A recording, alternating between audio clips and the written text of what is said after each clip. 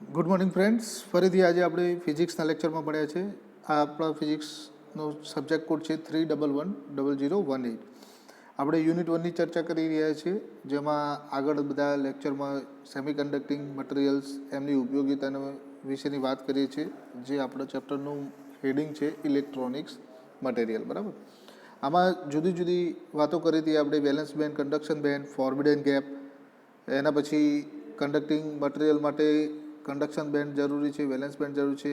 એના પછી એના લેવલ એટલે કે ફર્મી લેવલની ચર્ચા આપણે લાસ્ટ લેક્ચરમાં કરી હતી. બરાબર, તે 3 માર્ક્સ સુધીની સમજ આપણે મેળવી હતી કે ફર્મી લેવલ કોને કહેવાય છે અને તે સેમી કન્ડક્ટિંગ મટીરિયલમાં કઈ બાજુ હોય છે, એની પોઝિશન ક્યાં હોય છે. બરાબર, તો એ જ પ્રશ્ન આગળ વધારી આજે કે ભાઈ explain the fermi level in the semi conducting material. બરાબર છે, અહીંયા ક્વેશ્ચન છે આપણો કે explain the fermi level in semiconductor. બરાબર મિત્રો, ગઈ વખતે આપણે વાત કરી કે સેમી કન્ડક્ટિંગ મટીરિયલના મુખ્યત્વે 2 પ્રકાર હોય છે, એક એન ટાઈપ અને બીજા પી ટાઈપ.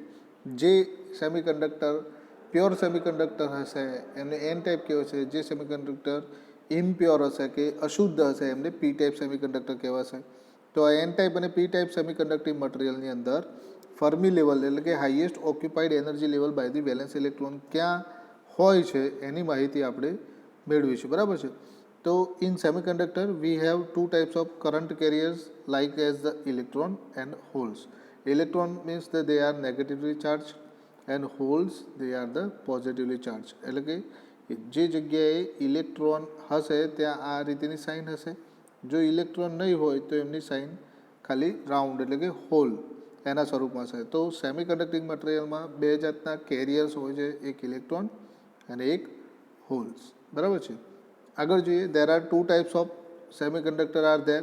એક નંબર છે ઇન્ટ્રેન્સિક સેમિકન્ડક્ટર અને બીજા છે એક્સટ્રેન્સિક. ઇન્ટ્રેન્સિક એટલે પ્યોર સેમિકન્ડક્ટર, એક્સટ્રેન્સિક એટલે ઇમ્પ્યોર સેમિકન્ડક્ટર. બરાબર, તો આ બંને સેમિકન્ડક્ટરની અંદર તમારું ફર્મી લેવલ ક્યાં રહેલું છે તેની માહિતી આપણે જોઈએ. તો ઇન્ટ્રેન્સિક સેમિકન્ડક્ટરની વાત કરીએ તો it is a pure or intrinsic semiconductor. The concentration of free electron in conduction band and the concentration of free holes in the valence band is exactly same. અહીંયા વસ્તુ સમજો મિત્રો કે શું કહે છે. અહીંયા જો આપણે લાસ્ટ ટાઈમ સમજ્યા હતા ધ બેન્ડ સ્ટ્રક્ચર. બરાબર, તો એમાં નીચે બેન્ડ કયો હોય છે? Valence band. આ નીચે જે બેન્ડ છે એનું નામ શું આપ્યું હતું? Valence band. બરાબર, આ વેલેન્સ બેન્ડમાં મિત્રો કોણ હોય છે? ઇલેક્ટ્રોન. કોણ હોય છે? જુઓ, ઇલેક્ટ્રોન. કોણ હોય છે? ઇલેક્ટ્રોન. બરાબર, ઉપરની બાજુ કયો બેન્ડ હોય છે મિત્રો? Conduction band. કયો બેન્ડ હોય છે? Conduction band. બરાબર, તો હવે જુઓ, ધ્યાનથી જોયો કે ઇન્ટ્રેન્સિક સેમિકન્ડક્ટરની અંદર વેલેન્સ બેન્ડમાંથી ઇલેક્ટ્રોન કન્ડક્શન બેન્ડમાં જશે. એટલે કે માની લો આ ઇલેક્ટ્રોન અહીંયાથી ક્યાં જાય છે? કન્ડક્શન બેન્ડમાં. તો ઇલેક્ટ્રોન અહીંયા પહોંચી જશે, એટલે આ માઇનસ સાઇનવાળું અહીંયા મેં દોર્યું છે.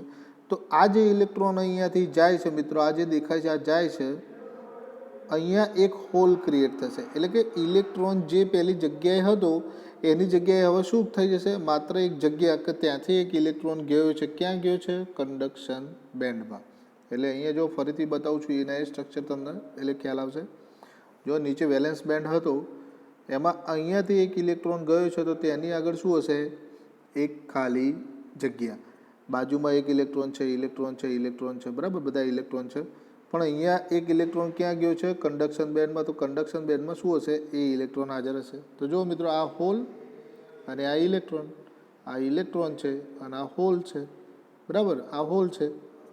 તો આવી રીતે પ્યોર સેમિકન્ડક્ટર મટીરિયલની અંદર કન્ડક્શન બેન્ડમાં રહેલા ઇલેક્ટ્રોનની સંખ્યા વેલેન્સ બેન્ડમાં રહેલા હોલની સંખ્યા બરાબર હશે. બરાબર, જેટલા ઇલેક્ટ્રોન નીચેથી ઉપર જશે એટલા હોલ અહીંયા ક્રિએટ થતા જશે અને એટલા જ ઇલેક્ટ્રોન અહીંયા વધતા જશે. જો અહીંયા જે દેખાય છે, બરાબર છે, એક મિનિટ, ઓકે, જેટલા ઇલેક્ટ્રોન છે એટલા ને એટલા હોલ બી છે. તો આગળ જોઈએ શું કહે છે. સો Fermi level lies exactly middle of the forbidden band gap as shown in figure 1 એટલે કે પ્યોર સેમિકન્ડક્ટરમાં તમારું ફર્મી લેવલ ક્યાં લાઈ કરશે કે જ્યાં તમારી બેન્ડ ગેપ હોય છે તે જ જગ્યાએ, બરાબર.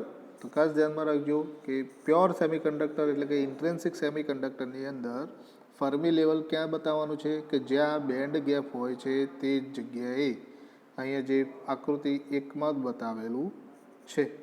ઓકે, આગળ જોઈએ એક્સટ્રિન્સિક સેમિકન્ડક્ટરની વાત કરીએ કે એમાં ભાઈ તમારું ફર્મી લેવલ ક્યાં લાઈ કરશે. તો એક્સટ્રિન્સિક સેમિકન્ડક્ટરના આપણે જાણીએ છીએ કે બે પ્રકાર હોય છે, એક એન ટાઈપ અને એક P type. N type semiconductor સેમિકન્ડક્ટરમાં શું હશે, ઇલેક્ટ્રોનની સંખ્યા વધારે હશે, ઇલેક્ટ્રોનની સંખ્યા વધારે હશે.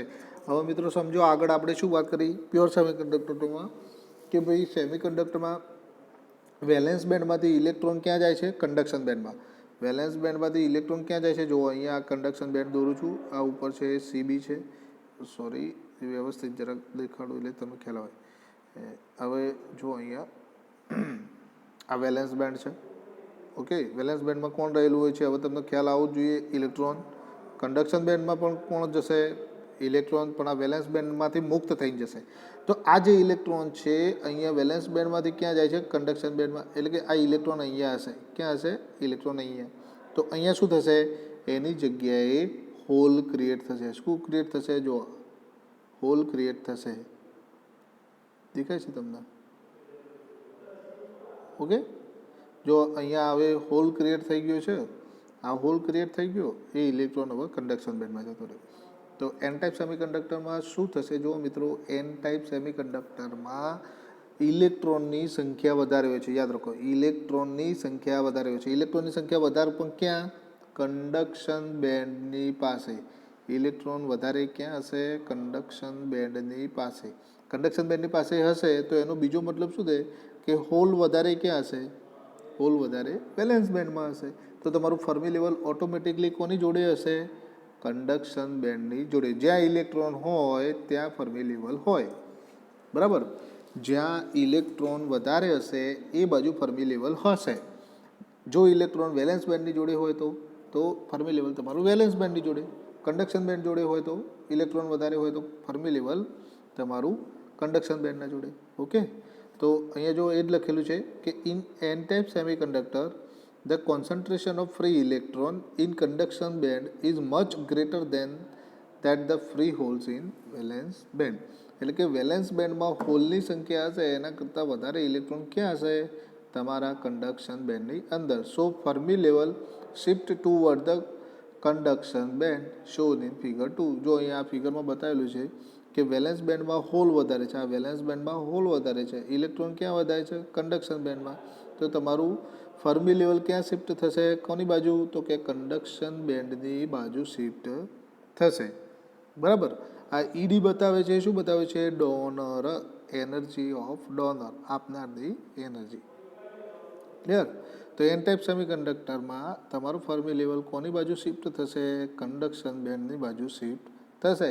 એના ઉપરથી હવે તમને ખ્યાલ આવી જોઈએ કે પી ટાઈપ સેમિકન્ડક્ટરમાં કોની સંખ્યા વધારે હોય છે, હોલની. કોની સંખ્યા વધારે છે, હોલની. તો તમારું ફર્મી લેવલ ક્યાં શિફ્ટ થશે, વેલેન્સ બેન્ડની બાજુમાં. તો એ બતાવેલું છે in this type hole concentration in valence band is much more than the electron in conduction band. Conduction બેન્ડમાં જેટલા ઇલેક્ટ્રોન હશે એના કરતાં વધારે હવે ક્યાં હશે, વેલેન્સ બેન્ડમાં. તો તમારું ફર્મી લેવલ ક્યાં શિફ્ટ થશે, વેલેન્સ બેન્ડની બાજુમાં, જે તમારું બતાવે છે. જો વેલેન્સ બેન્ડમાં હોલની સંખ્યા વધારે હોય છે એટલે કે એને શું કહેવાશે, એક્સેપ્ટર. હોલ એટલે એક્સેપ્ટર. કેમ, તો હોલ એ શું છે, ઇલેક્ટ્રોન જતો રહે છે. આ ઇલેક્ટ્રોનને આપણે આ જોવા આ રીતે બતાવીએ છીએ. જ્યારે ઇલેક્ટ્રોન આમાંથી જતો રહેશે ત્યારે એ જ વસ્તુને આપણે કેવી રીતે દર્શાવીએ છીએ, એ જ વસ્તુને આપણે કેવી રીતે દર્શાવીએ છીએ, ખાલી જગ્યા દ્વારા. આ ખાલી જગ્યાનો મતલબ આમાં ઇલેક્ટ્રોન નથી, આમાં ઇલેક્ટ્રોન નથી તો એને હોલ કહેવાશે, પોઝિટિવ ચાર્જ. એટલે એમને કોની જરૂર રહેશે, ઇલેક્ટ્રોનની. એટલે એમને શું કહેવાશે, એક્સેપ્ટર. શું કહેવાય, સ્વીકારનાર. જો ઇલેક્ટ્રોન છે તો એ કોણ કહેવાશે, આપનાર એટલે કે ડોનર. ઈડી અને ઈ એ જે અહીંયા દર્શાવેલું છે, જો ઈડી અને ઈ એ એટલે એક્સેપ્ટર, જે પી ટાઈપ સેમિકન્ડક્ટરમાં છે. અને એના આગળ જે આપણે જોયું હતું ઈડી એટલે કે જે ડોનર, આપનાર છે, તો એ કન્ડક્શન બેન્ડ જોડે એન ટાઈપમાં. પી ટાઈપમાં એક્સેપ્ટર હશે, જે અહીંયા દર્શાવેલું છે. બરાબર, તો આશા રાખું છું કે આ જે પ્રશ્ન છે એ બે રીતે પૂછાઈ શકે છે. જે લાસ્ટ લેક્ચરમાં આપણે જોયેલું હતું કે ભાઈ એક્સપ્લેન ધ ફર્મી લેવલ, જો 3 માર્ક્સમાં આટલું પૂછાય છે કે ફર્મી લેવલ સમજાવો, તો એની માહિતી તમારે આ ક્વેશ્ચનના અહીંયા સુધી આપવાની રહેશે, એ પણ સમજાવ્યું હતું. બરાબર, અને જો 7 માર્ક્સમાં પૂછાય છે કે explain the fermi level and show the fermi level in the semi conductor, તો તમારે આખો આજે ક્વેશ્ચન સમજાય છે ત્યાં સુધી લખવાનું રહેશે. બરાબર છે, ખૂબ અગત્યનો પ્રશ્ન છે જે જીટીયુની પરીક્ષામાં વારંવાર પૂછાય છે. તો આશા રાખું છું કે આ ક્વેશ્ચનમાં તમને ખ્યાલ આવી ગયો હશે. તમે 1-2 વખત જરાક આનો ધ્યાનથી અભ્યાસ કરશો, કન્ડક્શન બેન્ડ, વેલેન્સ બેન્ડની પોઝિશન વિશેનો અભ્યાસ કરશો એટલે તમને સરળતાથી યાદ રહી જશે. બરાબર છે, તો મળીએ આવતા લેક્ચરમાં એક નવા ટોપિક સાથે. ત્યાં સુધી બાય.